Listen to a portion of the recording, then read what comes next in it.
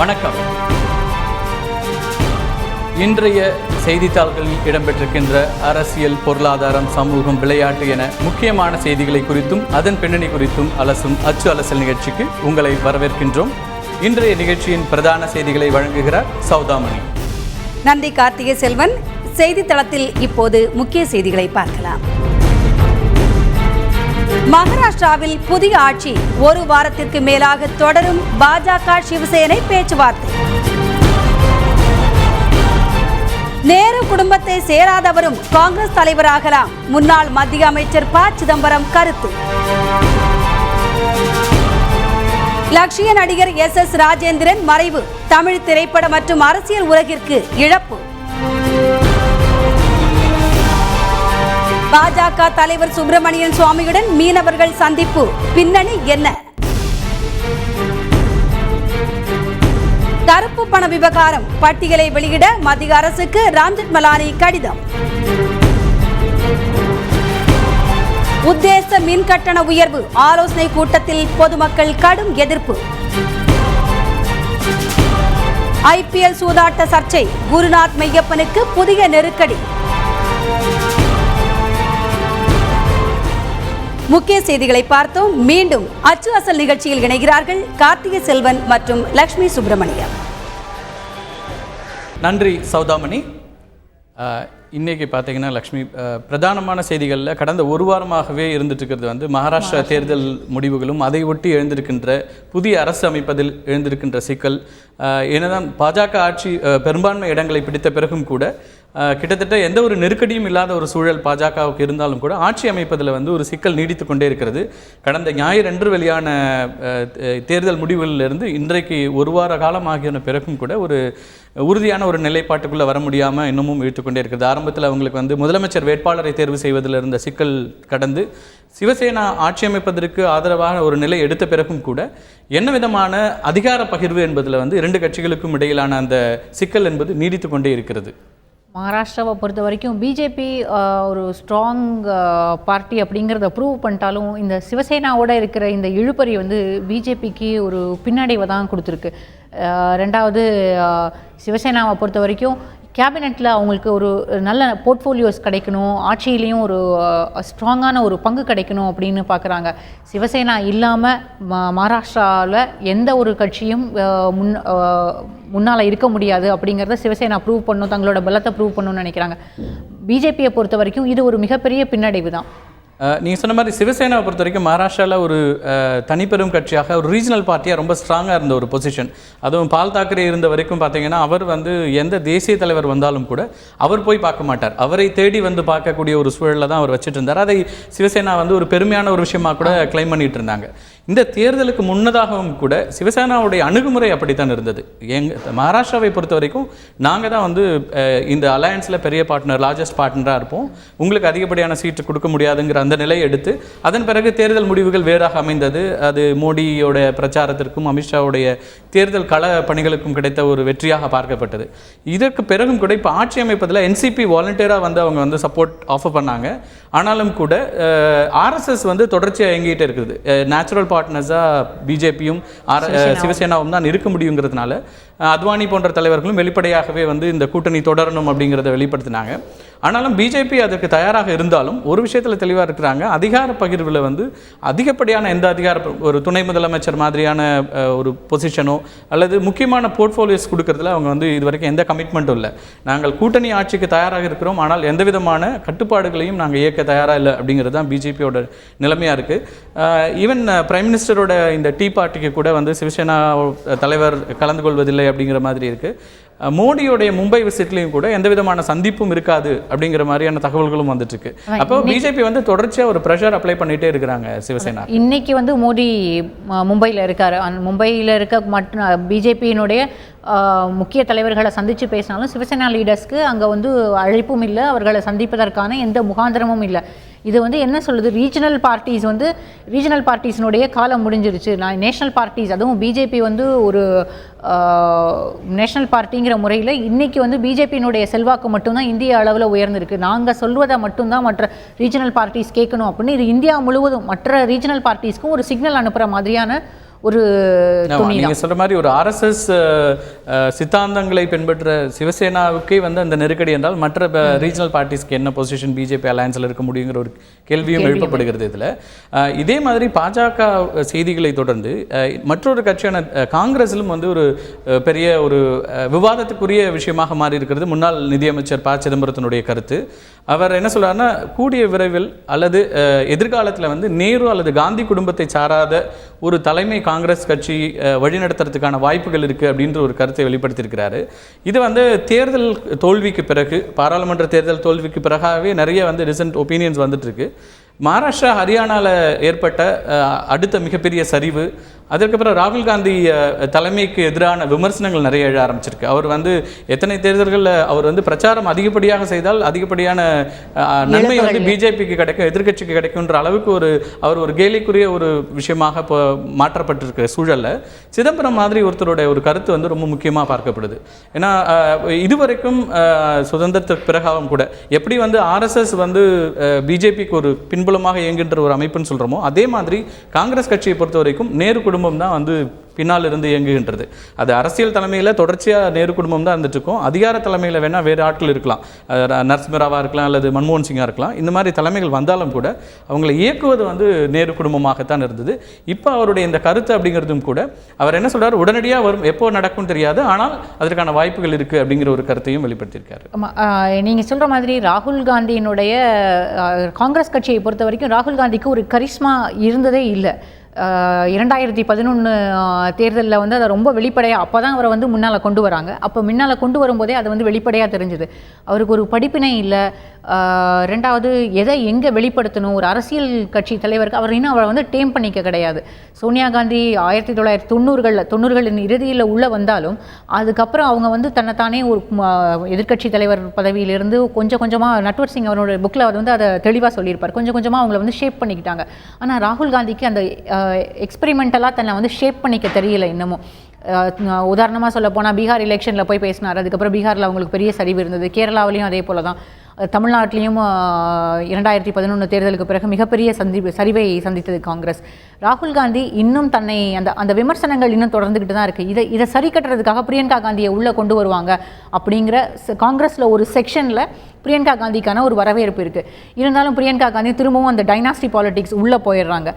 அதனால் ஒரு மாறுபட்ட தலைவர் அப்படிங்கும்போது காங்கிரஸினுடைய அந்த கட்சியினுடைய சரிவை வந்து தூக்கி நிறுத்த முடியுமா அப்படிங்கிற ஒரு நினைப்பில் தான் இதை வந்து சிதம்பரம் சொல்லியிருப்பாருன்னு. தேசிய அளவில் வந்து வாரிசு அரசியலை பெருசாக வந்து வழி நடத்துறது அப்படின்னு பார்த்தா காங்கிரஸோட இது குற்றச்சாட்டுகள் காங்கிரஸ் மேலே நிறைய இருக்கும். நீங்கள் சொல்ல மாதிரி சோனியாவுக்கு இருந்த அந்த சவால்கள் கூட இன்றைக்கி ராகுலுக்கு கிடையாது. சோனியா காந்திக்கு வந்து வெளிநாட்டவர் அப்படிங்கிற ஒரு முத்திரையை குத்தி எதிர்க்கட்சிகள் கடுமையான விமர்சனங்கள் வைத்த போதும் கூட அவர் வந்து அரசியல் ரீதியாக அட்மினிஸ்ட்ரேஷன் பவரில் இல்லைனாலும் கிட்டத்தட்ட வந்து ஒரு பேரலல் பவர்ஃபுல் சேர்பர்சனாக, யூபிஏ சேர்பர்சனாக அவங்க இருந்துட்டு இருந்தாங்க. ஆனால் ராகுல் காந்திக்கு அந்த சவாலும் கூட கிடையாது. அவர் வந்து ஒரு ராஜீவ் காந்தி குடும்பத்திலிருந்து, இந்திரா காந்தி, நேரு குடும்பத்திலிருந்து வந்த ஒருத்தராகவும் கிட்டத்தட்ட ஒரு இளவரசராகத்தான் பார்க்கப்பட்டார் அவர் காங்கிரஸ் கட்சியினரால். அடுத்த தலைமுறையை பெருசாக அவர் வந்து வழிநடத்த முடியும், அவரால் ஒரு கரிஸ்மேட்டிக் லீடராக இருப்பார் அப்படின்ற ஒரு எதிர்பார்ப்பு இருந்தபோது அவரால் தொடர்ச்சியாக வந்து பர்ஃபார்ம் பண்ண முடியல. நீங்கள் சொன்ன நிறைய அவர் வந்து அவரோட கனெக்டிவிட்டி டு த ஃபீல்டு அப்படிங்கிறது வந்து கேள்விக்குரியதாகவே மாறிட்டு இருந்துச்சு. ஏன்னா களத்தில் வந்து தேர்தலை சந்திப்பது அப்படிங்கிறதும் மக்களோட ஏதோ ஒரு நாளில் வந்து ஃபோட்டோ ஆப்க்கு வந்துட்டு போகிறது அப்படிங்கிறது வேறு. ஆனால் அவருடைய ஈவன் கூட்டணி கட்சியினர் மத்தியிலிருந்து கூட ராகுல் காந்தி மேலே வைக்கப்பட்ட விமர்சனம் என்னென்னா, எந்தெந்த கட்சியை எப்படி வந்து அவர் டீல் பண்ணும், பவரில் இருந்தபோது UPA 1, 2 இந்த மாதிரியான நேரங்களில் கூட உதாரணத்துக்கு தமிழகத்திலிருந்து திமுகவினர் வைக்கின்ற தொடர்ச்சியான விமர்சனம்ங்கிறது வந்து சோனியா காந்தி மதித்த அளவிற்கு திமுகவையும் திமுக தலைமையையும் வந்து ராகுல் காந்தி எந்த நேரத்திலையும் வந்து ஒரு மதித்ததே இல்லை. அப்போ இந்த மாதிரியான ஒரு டிசென்ட், ஏன்னா அன்னைக்கு தேவையான ஒரு சூழல் இருந்தது, இந்த அணுகுமுறை எல்லா இடங்களிலும் இருந்ததுங்கிற ஒரு விமர்சனமும் கூட வைக்கப்பட்டது. ஆனால் இப்போது இந்த நீங்கள் சொன்ன மாதிரி ஒரு வெளிப்படையாக பிரியங்கா காந்தியை ப்ரமோட் பண்ணி இந்த தேர்தல் முடிவுகளுக்கு பிறகு டெல்லியிலேயே ஒரு குரூப் வந்து பிரியங்கா காந்தி தலைமை இருக்கணும் அப்படிங்கிற ஒரு இதையும் வச்சாங்க. இப்போ காங்கிரஸ் காங்கிரஸுக்கு ரொம்ப அவசியமான தேவை அப்படிங்கிறது வந்து லீடர்ஷிப். அந்த வேக்யூம் வந்து இருக்கிறதாக தான் தெரியுது. அதில் ஒரு பெரிய ஒரு பெரிய மாற்றம் கொண்டு வரணுங்கிறது தான் பிசியும் சொல்கிறாரு.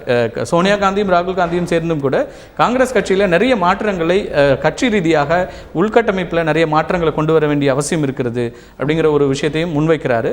அதற்கான தேவையும் இருக்குது அப்படிங்கிறதா தான் வந்து தேசிய அளவில் பார்வையாளர்களுடைய கருத்தாகவும் இருக்குது. ஏன்னா காங்கிரஸ் மாதிரி ஒரு இன்னைக்கு வந்து பார்த்தீங்கன்னா ஒரு ரீஜனல் பார்ட்டிஸ்க்கு கிட்டத்தட்ட அவங்க போயிட்டாங்க. இன்னைக்கு ஒரு 10 இடங்கள் தான் அதிமுகவை விட அதிகமாக வச்சிருக்கிற ஒரு திஸ் இஸ் லீஸ்ட் இது பர்ஃபார்மன்ஸ் ஃபார் காங்கிரஸ் இந்த அவங்களோட கெரியர்லேயே, இந்த காங்கிரஸ் கட்சியினுடைய அந்த ஹிஸ்ட்ரியிலே வந்து லீஸ்ட் பர்ஃபார்மன்ஸ் அப்படின்ற ஒரு விஷயமாகவும் இருக்கிறது. இதை வந்து இதிலிருந்து வெளியில் கொண்டு வரதுக்கு அதே நேரத்தில் மோடி மாதிரி ஒரு ஸ்ட்ராங் ஒரு லீடர்ஷிப் பிஜேபிக்கு இருக்குது எதிர்கட்சியில். அப்போ அந்த இடத்திலிருந்து காங்கிரஸை மீட்டு தேசிய அளவில் கொண்டு வரதுக்கான முயற்சிகள் எடுக்கிறதுக்கு வந்து ஒரு ஸ்ட்ராங் லீடர்ஷிப் தேவை அப்படிங்கிற ஒரு கருத்து வந்து உட்கட்சியிலே எழுந்திருக்கிறது அப்படிங்கிறத தான் பி. சிதம்பரத்தோட இந்த கருத்து வெளிப்படுத்துறதா பார்க்குறேன். ஆமாம், இதில் ரொம்ப முக்கியமாக இன்னொரு விஷயம், ஒரு சின்ன உதாரணம் கூட சொல்லலாம். ராகுல் காந்தியை பொறுத்த வரைக்கும் அவர் தன்னைத்தானே வளர்த்துக்கலைங்கிற உதாரணமாக இப்போ சமீபத்தில் நடந்த மகாராஷ்டிரா எலெக்ஷனில் ஒரு எலெக்ஷன் ரேலியில் பேசும்போது கண்டஸ்டன்ட் அந்த எம்எல்ஏ கண்டஸ்டன்ட் யாருன்னு அவருடைய பேர் கூட தெரியல. அந்த பேசிக் ஹோம்ஒர்க்கே அவர் வந்து சரியாக செய்கிறது கிடையாது. இது வந்து கட்சியை வந்து வளர்ச்சி பாதைக்கு கொண்டு செல்வதற்கான வழிகளே இல்லை. சிதம்பரம் சொல்கிற மாதிரி ஒரு லீடர் வந்தால் மட்டும்தான் கட்சியை வந்து முன்னெடுத்து செல்ல முடியும். இன்னொரு செய்தியும் வந்து இன்றைக்கு செய்தித்தாள்களில் முக்கியமாக இடம்பெற்றிருக்கிறது பார்த்தீங்கன்னா, பாஜக தலைவர் சுப்பிரமணியன் சாமியோட தமிழக மீனவர்களுடைய சந்திப்பு, அவர்களுடைய படகுகளை மீட்பதற்கு வந்து இவங்க வந்து கோரிக்கை வைத்திருக்கிறாங்க. அது நான் இலங்கை அரசாங்கத்தோடு பேசி நடவடிக்கை எடுப்பேன்றாரு. இது நிறைய முரண்கள் கொண்டதாக இருக்கிறது. ஒரு பக்கம் என்னென்னா, தமிழக மீனவர் பிரதிநிதிகள் என்ன சொல்கிறாங்கன்னா, இதில் சங்கங்கள் யாருமே பங்கெடுக்கலை, இது மீனவர் சங்கங்கள் சந்திப்புன்று வர செய்தியே தவறு, இதில் தனிப்பட்ட படகு உரிமையாளர்கள் மட்டுமே வந்து சுப்பிரமணியன் சாமியை சந்தித்தாங்க, நாங்கள் வந்து யாரும் பிரதிநிதிகள் சார்பாக யாரும் சந்திக்கல. ஏன்னா ஏற்கனவே மீனவ பிரதிநிதிகள் தமிழக அரசாங்கத்தோடையும் இலங்கை அரசாங்கத்துக்கான பேச்சுவார்த்தையை தமிழக அரசும் மத்திய அரசும் செய்துட்டு இருக்கிறாங்க. அதனால் நாங்கள் எந்த இண்டிவிஜுவலையும் போய் பார்க்கல அப்படிங்கிற ஒரு விஷயத்தை விளக்குறாங்க.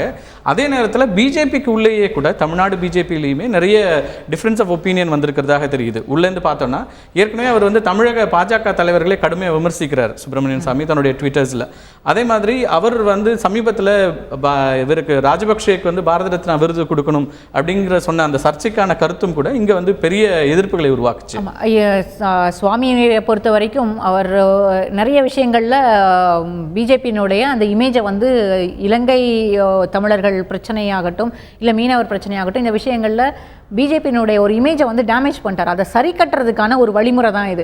இப்போ வந்து மீனவர்களோட பேச்சுவார்த்தை நடத்துறதும், நவம்பர் 20ஆம் தேதி நான் வந்து இலங்கைக்கு போகிறேன், அங்கே வந்து அதிபர் கூட பேச்சுவார்த்தை நடத்தி படகுகளை மீட்கிறதுக்கான ஏற்கனவே இவர் தான் சொன்னார், கான்ஃபிஸ்கேட் பண்ணி வச்சுக்கோங்க போட்ஸ் எல்லாம், திரும்ப கொடுக்க வேண்டாம் அப்படின்னு சொன்னது.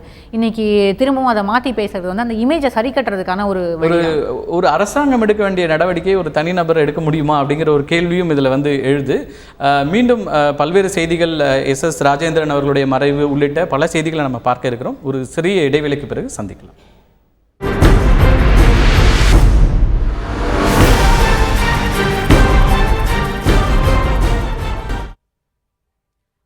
மீண்டும் ஒரு சிறிய இடைவேளைக்கு பிறகு நாம் இன்றைய செய்தித்தாள்களின் இடம்பெற்றிருக்கின்ற முக்கியமான செய்திகளை பார்க்க இருக்கிறோம். குறிப்பாக கருப்பு பண விவகாரம் கடந்த வாரத்தில் பெரிதாக பேசப்பட்ட ஒரு விஷயமாக இருந்தது. அது தொடர்பான ஒரு செய்தி தொகுப்பினை இப்போது நாம் காணலாம்.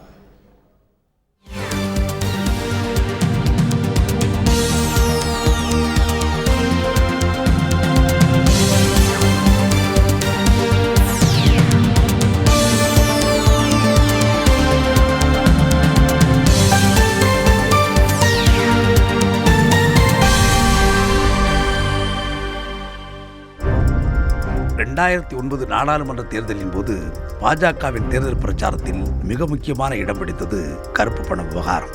அப்போது பாஜகவின் பிரதமர் வேட்பாளராக அறிவிக்கப்பட்டிருந்த அத்வானி, தாங்கள் ஆட்சிக்கு வந்தால் வெளிநாடுகளில் இருக்கும் கருப்பு பணத்தை இந்தியாவுக்கு கொண்டு வருவோம் என்றும் அதற்கென நிபுணர்களை கொண்ட ஒரு படையே அமைக்கப்படும் என்றும் கூறினார். அந்த நேரத்தில் வெளிநாடுகளில் பதுக்கி வைக்கப்பட்டிருக்கும் இந்தியர்களின் பணம் 71 லட்சம் கோடி ரூபாய் என்று புள்ளி விவரங்களை வெளியிட்டு ஊடகங்கள் அதிர்ச்சியை கிளப்பிக் கொண்டிருந்தன. அத்வானி தாம் அமைக்கப் போகும் நிபுணர் குழுவில் இடம்பெறுவார் என அடையாளம் காட்டிய பொருளாதார நிபுணர் ஆர் வைத்தியநாதன் பத்திரிகை பேட்டி ஒன்றில் நேரு காலத்திலிருந்து வெளிநாட்டில் பணம் பதுக்கும் வேலை நடைபெற்று வருவதாக கூறினார். சுவிட்சர்லாந்து, ஜெர்மனி போன்ற வங்கிகள் தங்களிடம் கணக்கு வைத்திருக்கும் நபர்கள் பற்றிய விவரங்களை வெளியிடுவதில்லை என்ற விதிகளை கொண்டிருக்கின்றன. எனவே அங்கே இந்தியர்கள் சட்டவிரோதமாக பணம் வைத்திருந்தாலும் அதை இந்திய அரசே கேட்டாலும் கொடுக்க முடியாது என மறுக்கும் உரிமை சுவிட்சர்லாந்தில் உள்ள வங்கிகளுக்கு உள்ளது. எனவே இந்தியாவில் சட்டவிரோத வழிகளில் பணம் சம்பாதிக்கும் ஒருவர் அந்த பணத்தை சுவிட்சர்லாந்து போன்ற நாடுகளில் உள்ள வங்கிகளில் பதுக்கி வைக்கிறார். இந்த பணத்தை வெளியே கொண்டு வர வேண்டும் என்றுதான் பாஜக தேர்தல் நேரத்தில் பிரச்சாரம் செய்தது. ஆனால் அந்த தேர்தலில் பாஜக தோற்று போனது. ஆனாலும் விடாப்பிடியாக கருப்பு பணம் பிரச்சனையை எழுப்பிக் கொண்டிருந்தது. சட்டவிரோதமாக வெளிநாடுகளில் பதுக்கி வைத்திருக்கும் நபர்களின் வங்கிக் கணக்கு விவரங்களை பெறுவதற்கு காங்கிரஸ் அரசு அந்த நாடுகளுடன் ஏற்கனவே இருந்த ஒப்பந்தங்களில் 2010ஆம் ஆண்டில் சில திருத்தங்களை செய்தது. அந்த திருத்தங்கள் குற்றத்தன்மை இருக்கும் வங்கிக் கணக்கு விவரங்களை இந்தியா பெறுவதற்கு வழிவகுத்தது. அதன் அடிப்படையில் 2013 ஜூன் மாதத்தில் 232 ரகசிய கணக்கு விவரங்களை கேட்டு சுவிஸ் வங்கிகளுக்கு மத்திய அரசு கடிதம் அனுப்பியது. இதேபோல ஐக்கிய அரபு அமீரகத்திடமிருந்து 38 வங்கிக் கணக்கு விவரங்கள், அமெரிக்காவிடமிருந்து 61 வங்கிக் கணக்கு விவரங்கள், பிரிட்டனிடமிருந்து 26, பிரிட்டிஷ் வெர்ஜின் தீவிடமிருந்து 22, சிங்கப்பூரிலிருந்து 19, டென்மார்க்கிலிருந்து 15 கணக்கு விவரங்களை பெறுவதற்கு கடிதங்களை எழுதியது காங்கிரஸ் அரசு. இதற்கிடையில் கருப்பு பணத்தை இந்தியா கொண்டு வருவது தொடர்பாக உச்சநீதிமன்றம் கொடுத்த அழுத்தம், ஆங்காங்கே கிளம்பிய சில போராட்டங்கள் என இந்த விவகாரம் தீவிரமடைந்தது. காங்கிரஸ் அரசு பெற்ற பட்டியலை வெளியிட வேண்டும் என்று பாஜக வலியுறுத்தியது. 2014 பாஜகவின் பிரதமர் வேட்பாளரான நரேந்திர மோடியும் தனது தேர்தல் பிரச்சாரத்தில் கருப்பு பண விவகாரத்தை கிளப்பினார். பாஜக ஆட்சிக்கு வந்தால் கருப்பு பணத்தை இந்தியாவுக்கு கொண்டு வந்து விடுவோம் என பிரச்சாரம் செய்தார். தற்போது மத்திய நிதியமைச்சரான அருண்ஜேட்லி வெளிநாட்டு வங்கிகளில் பணத்தை பதுக்கி வைத்திருப்போர் பெயர் பட்டியல் வெளிவரும்போது காங்கிரஸ் தர்ம சங்கடத்தை சந்திக்கும் என்று கூறி பரபரப்பை கிளப்பியுள்ளார். அப்படி ஒருவேளை காங்கிரசின் பெயர் அந்த பட்டியலில் இருந்தால் அது அந்த தனி மனிதனின் பொறுப்புத்தானே தவிர காங்கிரசுக்கு அதனால் பாதிப்பில்லை என்று முன்னாள் நிதியமைச்சர் ப. சிதம்பரம் அருண்ஜேட்லிக்கு மறுப்பு சொல்ல விவகாரம் மேலும் சூடுபிடித்திருக்கிறது. எது எப்படியோ கடைசியாக அருண்ஜேட்லி கூறிய மற்றொரு விஷயம்தான் முத்தாய்ப்பானது. கருப்பு பணம் பதுக்கியிருப்போர் பற்றிய விவரங்களை ஊடகங்களில் வெளியிட முடியாது என்றும் அதை நீதிமன்றத்தில் மட்டுமே கூற முடியும் என்றும் அவர் கூறியிருக்கிறார். நீதிமன்றத்துக்கு தெரிந்துவிட்டால் பிறகு ஊடகங்களில் தானாகவே அந்த பெயர் விவரங்கள் வெளிவந்துவிடும் என்றும் அவர் விளக்கியிருக்கிறார். அருண்ஜேட்லியோட இந்த ஒரு ஸ்டேட்மெண்ட் தான் வந்து பரபரப்பை உருவாக்கி இருக்கிறது. இதனால் காங்கிரஸ் கட்சிக்கு வந்து தர்ம சங்கடங்கள் ஏற்படலாம், காங்கிரஸ் கட்சியினுடைய ஒரு முன்னாள் அமைச்சருடைய பேரும் கூட இதில் வெளிவரலாம் அப்படிங்கிற ஒரு ஹிண்ட் கொடுத்துருக்காரு. அதற்கு கடுமையான ஒரு எதிர்ப்பையும் ப. சிதம்பரம் பதிவு பண்ணியிருக்காரு. இது வந்து அப்படி ஒரு வேலை வந்ததுன்னா கூட அது எந்த விதத்திலையும் காங்கிரஸ் கட்சியை வந்து பாதிக்காது. இது தனிநபர் சம்மந்தப்பட்ட ஒரு விஷயமாக தான் பார்க்கப்படும். காங்கிரஸ் கட்சி சார்பாக அந்த தனிநபர் வந்து அங்கே வெளிநாட்டில் கருப்பு பணத்தை பதுக்கியிருக்க வாய்ப்பில்லை அப்படிங்கிற ஒரு கருத்தையும் சொல்கிறாரு. ஆனால் தொடர்ச்சியாக வந்து வைக்கப்பட்டிருக்கிற விமர்சனங்கள் எல்லாமே என்னென்னா, பிஜேபி இதை முன்னிறுத்தி ஒரு முக்கியமான ஒரு பிரதான இஷ்யூவாக வந்து கருப்பு பணம் விவகாரம், கருப்பு பணத்தை மீட்பது அப்படிங்கிற ஒரு விஷயத்தை முன்னிறுத்தி வந்துட்டு இருந்தாங்க. ஆனால் அவர்களுடைய அந்த அப்ரோச் டுவர்ட்ஸ் லீகல் இதுவும் கூட பார்த்தீங்கன்னா, யூபிஏ கவர்மெண்ட் என்ன நிலைப்பாடு எடுத்தாங்களோ அதே தான் இவங்களும் ஃபாலோ பண்ணுறாங்கன்ற மாதிரி ஒரு விமர்சனத்தை பிஜேபியால் நிச்சயமாக தவிர்க்க முடியாது. ஏனென்று சொன்னால் இன்றைக்கி வந்து இந்தியன் எக்கானமியை வந்து பெரிய அளவில் பாதிக்கக்கூடியதாக ஒரு விஷயமாக கருப்பு பண விவகாரம் இருந்துகிட்ருக்குங்கிறது தான் பொருளாதார வல்லுநர்கள் சொல்லிகிட்டே இருக்கிறாங்க. தொடர்ச்சியாக வந்து லட்சக்கணக்கான கோடி ரூபாய்கள் வந்து வெளிநாடுகளில் பதுக்கி வைக்கப்பட்டிருக்கிறது. அவற்றையெல்லாம் மீட்டு அதை வந்து இந்தியாவுக்கு கொண்டு வருவோம் அப்படிங்கிற ஒரு விஷயம் வந்து யூபிஏவும் சொல்லிட்டு இருந்தாங்க. அதற்கு பிறகு 2011 முக்கியமாக ஒரு நீதிமன்ற தீர்ப்பு வந்து இதில் வந்தது.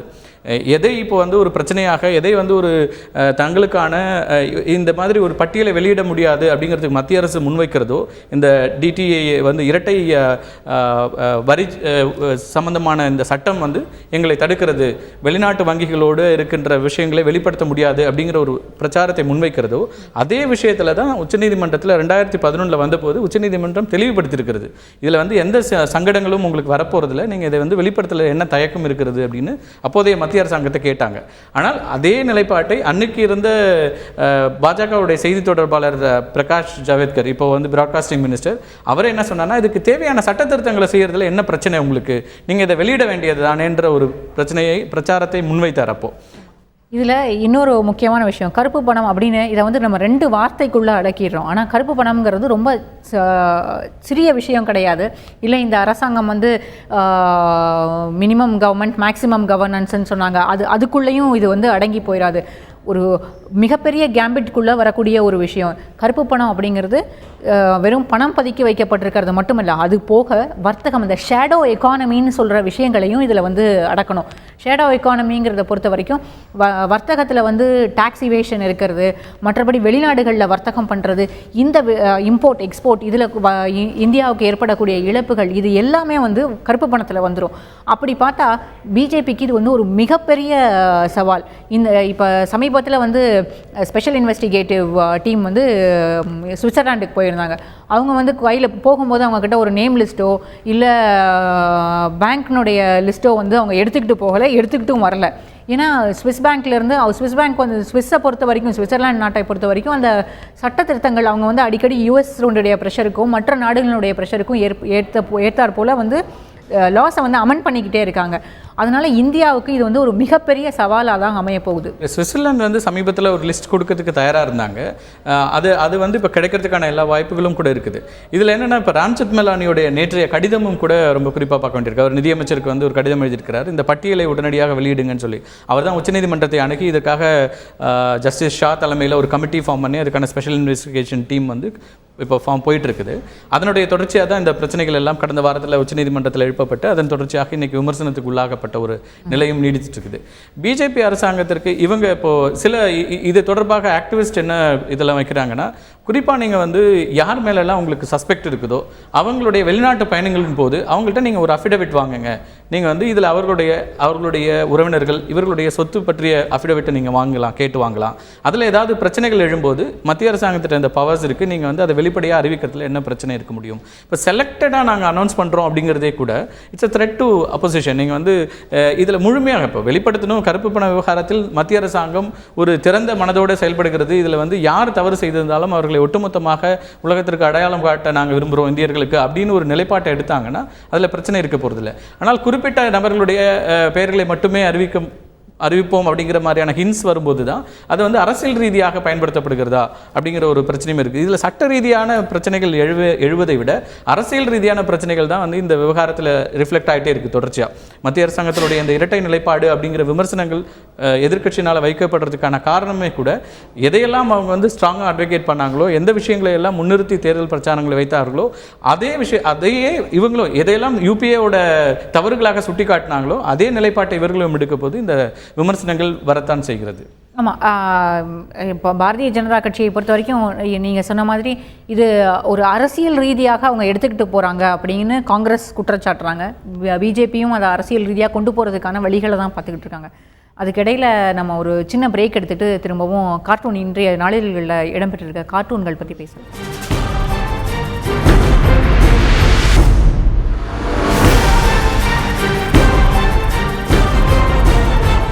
கார்த்திக், நம்ம ஒரு முக்கியமான விஷயம் பற்றி பேசி ஆகணும். எஸ்எஸ்ஆர்னுடைய மறைவு. எஸ்எஸ்ஆர் வந்து 1960களிலேயே, அதாவது முதல் ஃபிலிம் ஸ்டார் இவர் தான் வந்து எம்எல்ஏவாக தேர்ந்தெடுக்கப்படுறதுக்கு, அரசியலுக்கு வந்து முதல் நடிகர் அப்படின்னு சொல்லலாம்.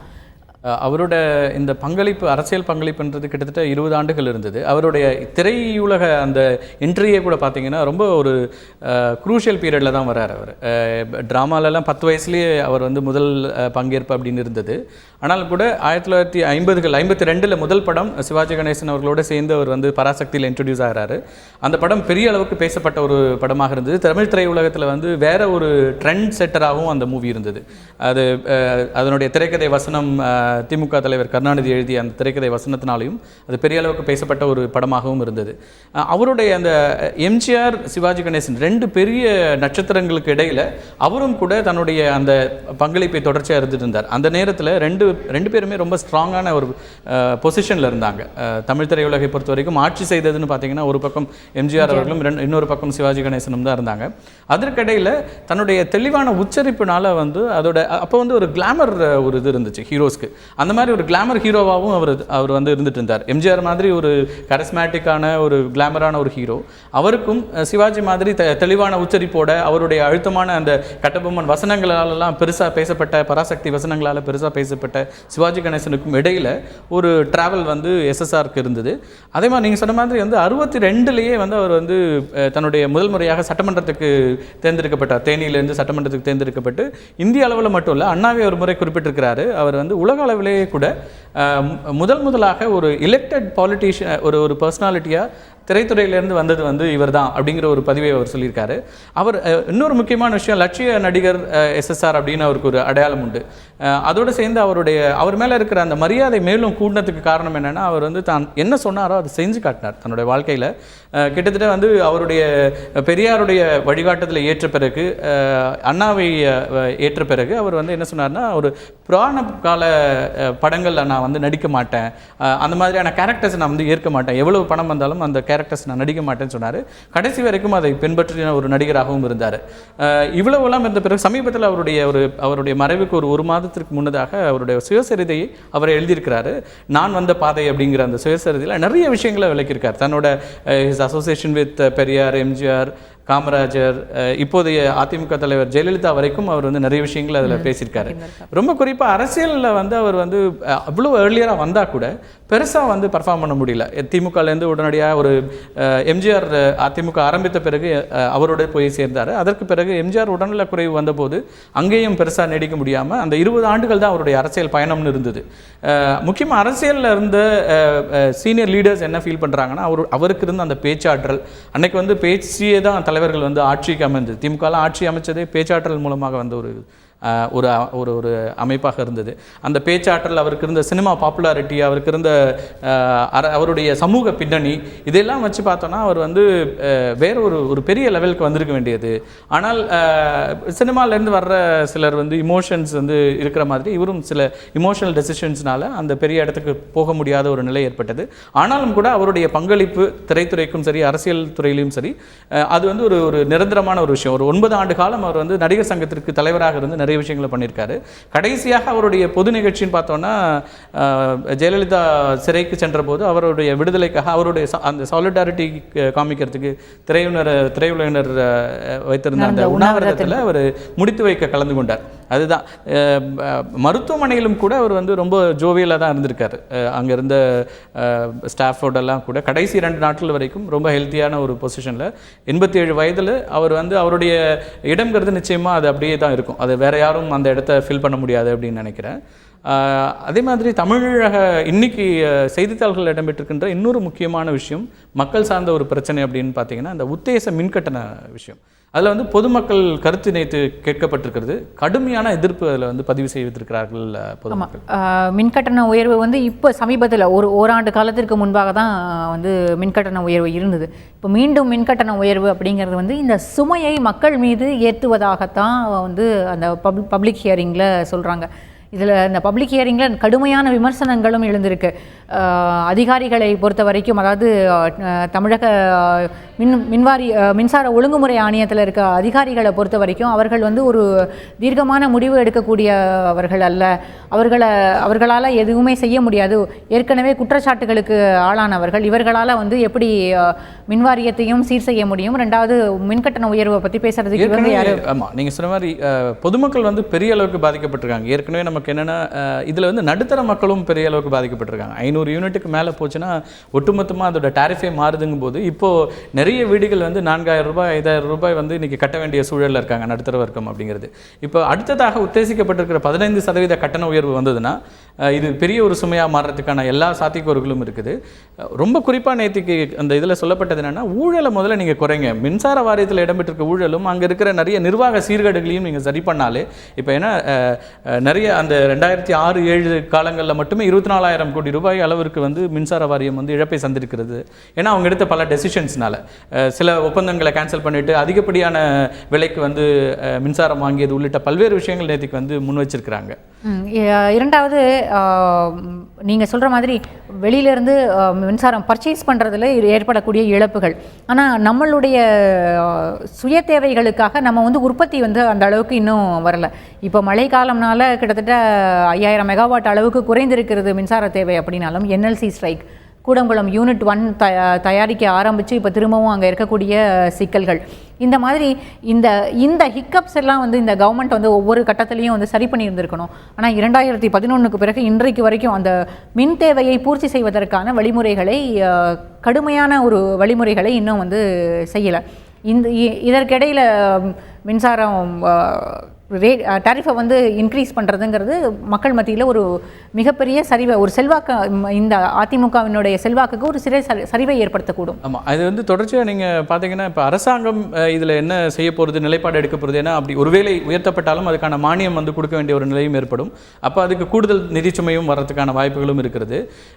தமிழக அரசை பற்றி பேசும்போது இன்னொரு விஷயமும் கூட இதில் வந்து நினைவுக்கு வர்றது என்னென்னா, 90க்கு பிறகு முதல் முறையாக வந்து அதிமுக தலைவர் ஜெயலலிதாவிடமிருந்து தீபாவளி வாழ்த்து வரவில்லை. இந்த முறை தமிழக அரசாங்கத்திலிருந்து கூட ஒரு வாழ்த்து செய்தி வரல அப்படிங்கிறது. இதில் ஒரு விஷயம் கண்டிப்பாக சொல்லி ஆகணும். அரசாங்க தரப்பிலிருந்து வாழ்த்து செய்தி வரும்னு அதிமுக தரப்பிலையும், அதிமுக தரப்பிலிருந்து அரசாங்கத்தை பொறுத்த வரைக்கும் அதிமுக தலைமையிலிருந்து வாழ்த்து செய்தி வரும் அப்படின்னு 2 பேருமே காத்திருந்து கடைசியில் தீபாவளியே முடிஞ்சு போச்சு.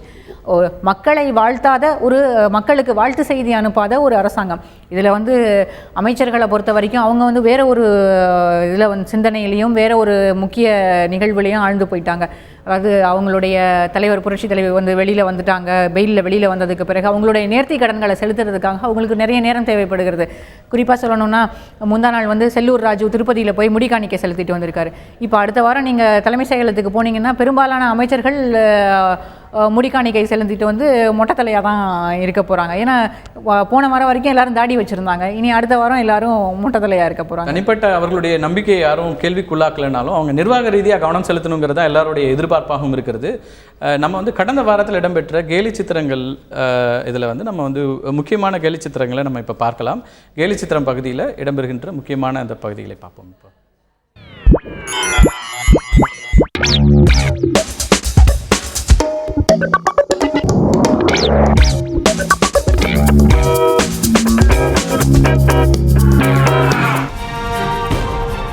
பிஜேபிக்கு கிடைத்திருக்கின்ற மகாராஷ்டிரா, ஹரியானா தேர்தல் முடிவுகளை வச்சு வந்திருக்கிற இந்த கார்ட்டூன் இது ஸ்வச் பாரத்தோட சேர்த்து இதை ரிலேட் பண்ணியிருக்கிறாங்க. கிட்டத்தட்ட எதிர்க்கட்சிகள் ஒட்டுமொத்தத்தையும் கொண்டு போய் மோடி வந்து தொடச்சி எறிஞ்சிட்டாரு களத்திலிருந்தே.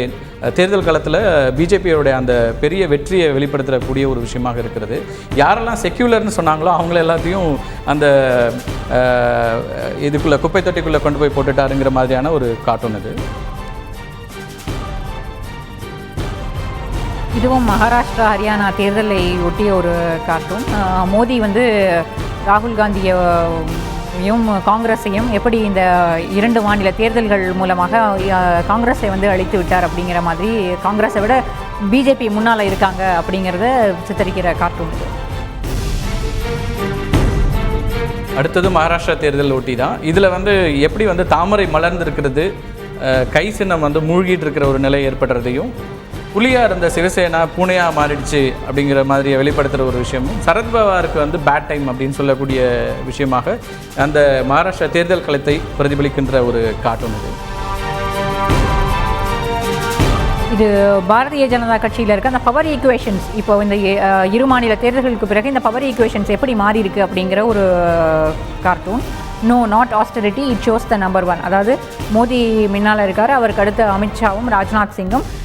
இனி வந்து தங்களுக்கான வாய்ப்புக்காக ஜெய்ட்லியும் சுஷ்மா ஸ்வராஜும் காத்திருக்கிறது போன்ற ஒரு கேலி சித்திரம் இது.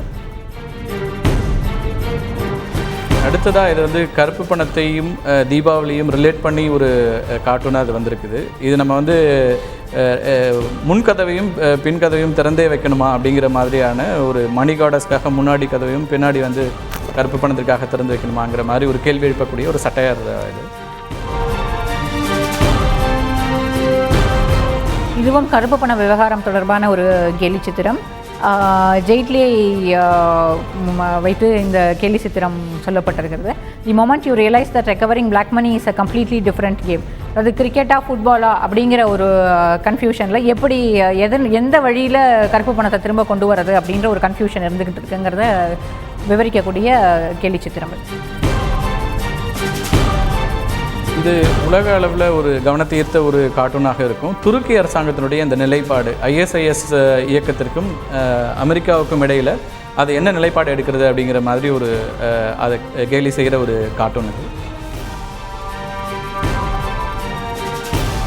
இலங்கை அதிபர் ராஜபக்சவனுடைய அந்த 13th அமெண்ட்மெண்ட் தொடர்பான ஒரு கார்ட்டூன் இது. அதாவது ரொம்ப காலமாக வந்து இதை சொல்லிக்கிட்டே இருக்காங்க, தமிழர்களும் காத்துக்கிட்டே இருக்காங்க 13வது சட்ட திருத்தம் வரும் என்று. அவங்க காத்திருந்து அந்த காலமே முடியறதுக்கான நேரம் வந்துருச்சு. ஒரு மாதிரி தூசி பிடிச்சி போன மாதிரி ஒரு சிலந்தி வலைப்பினி இருக்குது அப்படிங்கிறத விவரிக்கக்கூடிய கேலி சித்திரம் அது. குறிப்பாக இந்த கேலி சித்திரம் பார்த்தீங்கன்னா இது வந்து அவங்க தமிழர்களுடைய நிலைப்பாட்டை, அவர்களுடைய நிலைமையை, கவலைக்கிடமான ஒரு நிலைமையை காமிக்கிற ஒரு கேலி சித்திரம் தான் சொல்லணும். கூடிய விரைவில் தேர்தலை சந்திக்க போகிற இலங்கையில் அவர் வந்து முன்கூட்டியே தேர்தலை சந்திக்கக்கூடிய ஒரு சூழல் இருக்குது. ஜனவரியிலேயே தேர்தலை சந்திக்கலாம்ன்ற ஒரு நிலைப்பாடு எடுத்திருக்கிறார் ராஜபக்ஷே. அந்த நிலையிலும் கூட இன்னமும் தமிழர்களுக்கு அதிகார பகிர்வுக்கு எந்த விதமான ஒரு நடவடிக்கையும் அவர் எடுக்கலை அப்படிங்கிறத வெளிப்படுத்துகிற ஒரு கார்ட்டூன் நம்ம பார்த்தோம். நிறைய விஷயங்கள் நம்ம வந்து இந்த கார்ட்டூன் மூலமாக வெளிப்படுத்தப்பட்ட விஷயங்களை கவனித்தோம். ஒரு சிறிய இடைவேளைக்கு பிறகு IPL விவகாரத்தில் எழுந்திருக்கின்ற சமீபத்திய சர்ச்சை குறித்து பேசலாம்.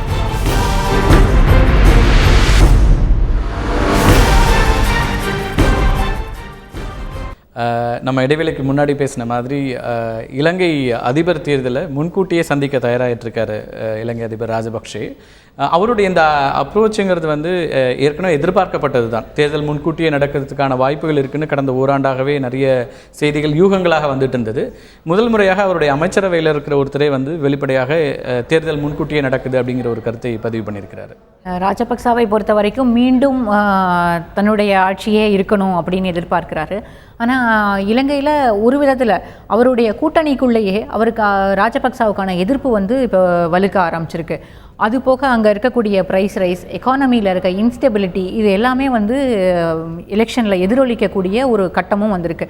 அதனாலேயே ராஜபக்சாவை பொறுத்த வரைக்கும் முன்கூட்டியே தேர்தல் நடத்தி மீண்டும் ஆட்சியை பிடிக்க வேண்டும்னு நினைக்கிறாங்க. இன்னொரு கடுமையான விமர்சனம் என்னென்னா, கிட்டத்தட்ட அவருடைய குடும்பத்தார் 70 பேர் கவர்மெண்ட்டில் இருக்காங்க.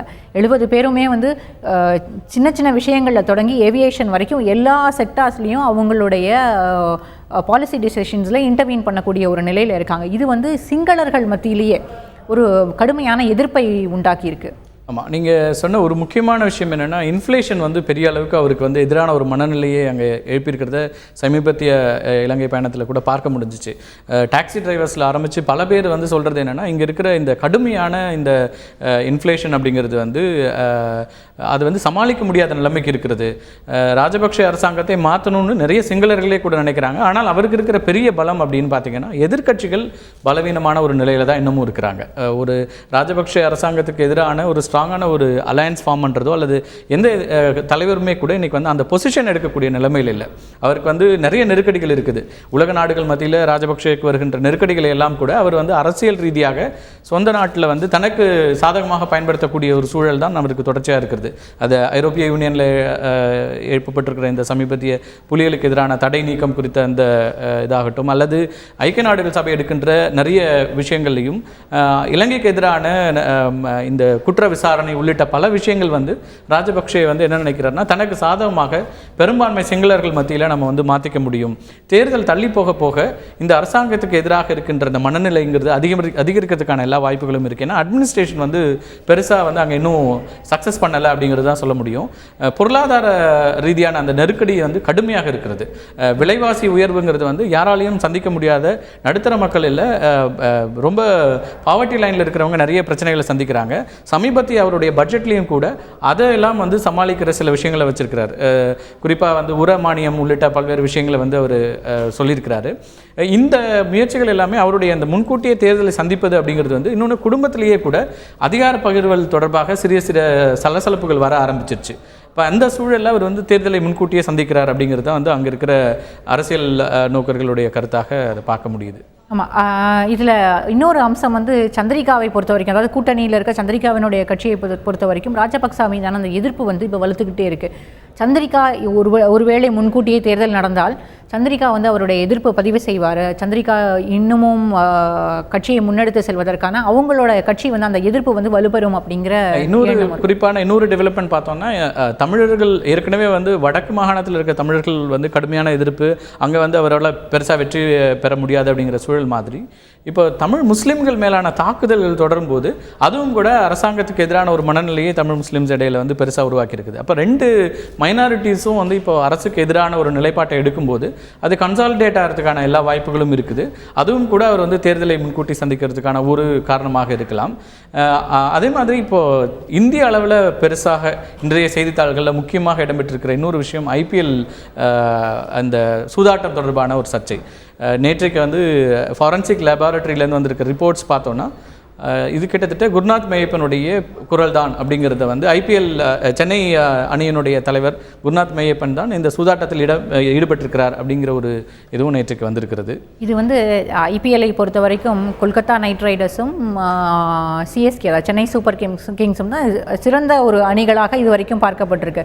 இந்த ஃபாரன்சிக் லேபோட ரிப்போர்ட் குருநாத் மெய்யப்பன், விந்து தாரா சிங் இருவருடைய குரலும் வந்து மேட்ச் ஆகுது, அவங்களுடைய குரல் தான் அப்படின்ற இந்த ரிப்போர்ட் வந்து CSK-னுடைய ஒரு அந்த எதிர்காலத்தையே கேள்விக்குறியாக்கக்கூடிய விஷயம். ஏன்னா வந்து IPL ரூல்ஸை பொறுத்த வரைக்கும் அதனுடைய தலைவர் குற்றம் சாட்டப்படுற ஒரு டீமினுடைய தலைவர் குற்றம் சாட்டப்படுகிறார் அப்படின்னா அவர் வந்து விலகிக்கணும். அடுத்து நீ CSK-வை லீட் பண்ண போகிறது யார் அப்படிங்கிற ஒரு கேள்வியும் வந்திருக்கு. ஆமாம், இது வந்து ஒரு இப்போ IPL-ல இது நிரூபிக்கப்படும் போது இது வந்து பெரிய அளவுக்கு அவங்களுடைய இதை வந்து வெளிப்படுத்தக்கூடிய ஒரு விஷயமா இருக்கும். ஏன்னா இத்தனை கோடிக்கணக்கான ரசிகர்களுடைய நம்பிக்கையை வைத்து நடத்தப்படுகின்ற ஒரு பெரிய விளையாட்டு.